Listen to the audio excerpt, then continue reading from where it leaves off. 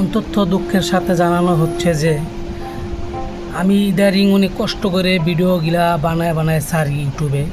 তো আপনাদেরকে বলছি, যারা আমার ইউটিউব চ্যানেলের ফলোয়ার আছেন, তো তাদের উদ্দেশ্য কিছু কথা বলি, মাইন্ড করবেন না ভাই। দুঃখের সাথে জানাচ্ছি যে আমি এই যে এত কষ্ট করে কন্টেন্ট ভিডিও বা যে কোনো ভিডিও বানায় ছাড়ি, এটা যারা ভিডিও বানায় তারা কিন্তু বুঝে, কারণ কত কষ্ট হয় একটা ভিডিও বানাইতে। তো আপনারা যারা কাজটা করেন সেটা হলো, যে ভুলটা করেন যে আপনাদের ভিডিও ভালো না লাগলে মানে কাইটা দেন বা বাইরে হয়ে যান।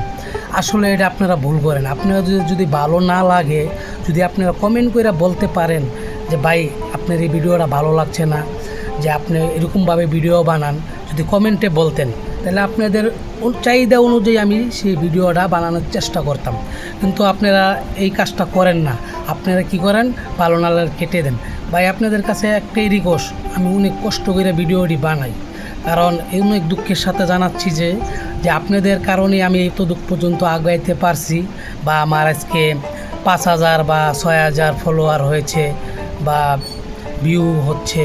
তো আপনারা যদি আমাকে সাপোর্ট করেন তাহলে আমি আগাইতে পারবো, আর নাইলে সামনে আগাইতে পারবো না।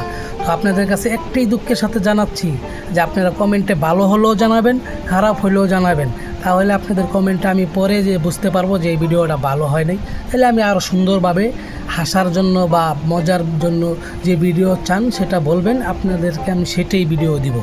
তো আজকে আপনাদের কাছে এতটুকুই আমার দুঃখের সাথে জানাচ্ছি যে আপনারা যদি আমাকে সাপোর্ট করেন তাহলে আমি যেতে উপরে উঠতে পারবো, আর যদি সাপোর্ট না করেন তাহলে উঠতে পারবো না। কারণ আপনারা আমার চ্যানেলের দর্শক, আপনাদের ভালো মন্দটা বলা বা খারাপ লাগা এটা আপনারা আমাদের কমেন্টে জানাইবেন, এটাই আপনাদের কাছে অনুরোধ। আল্লাহ হাফেজ, সবাই ভালো থাকবেন, সুস্থ থাকবেন। আসসালামু আলাইকুম রহমতুল্লাহ।